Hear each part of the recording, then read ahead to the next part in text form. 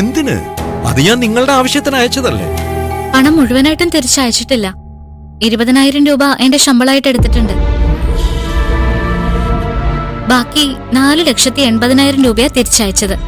അച്ഛൻ ചെയ്യുന്നതിന് കണക്ക് നോക്കണ്ടെന്ന് ഞാൻ പറഞ്ഞിട്ടുള്ളതല്ലേ. അവിടെ എത്രയോ ആവശ്യങ്ങളുണ്ട്.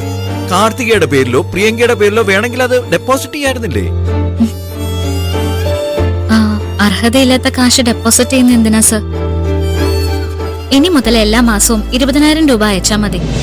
അതിൽ കൂടുതലുണ്ടെങ്കിൽ ഇതുപോലെ തിരിച്ചയക്കും. ഇത് ഒരു പകരം വീട്ടിലാണ് മോളെ. സാറിനോട് പകരം വീട്ടാനോ? അതീ ജന്മം നടക്കില്ല സർ. എപ്പോ വിളിച്ചാലും എന്റെ അച്ഛൻ എന്നോട് പറയുന്നത് എന്താണെന്നറിയോ? ആ വീട്ടില് നമ്മുടെ ഒരു ദൈവമുണ്ട്. അത് യതീന്ദ്രൻ സാറാണെന്നാ. ഒരു വാക്കുകൊണ്ട് പോലും ആ ദൈവത്തെ വേദനിപ്പിക്കാൻ പാടില്ലെന്നും പറയും.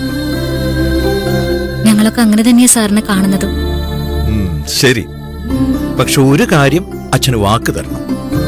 അവിടെ എന്തെങ്കിലും ഒരു ആവശ്യം വന്നാ മറ്റുള്ളവരോട് കടം വാങ്ങിക്കാൻ നിൽക്കരുത്. നേരെ അത് എന്നോട് പറയണം. പറയാം.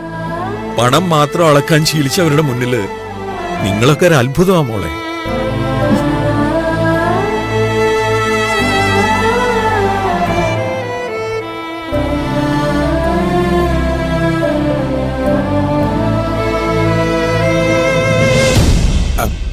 എന്ത് പണിയാ മോളെ കാണിച്ച്?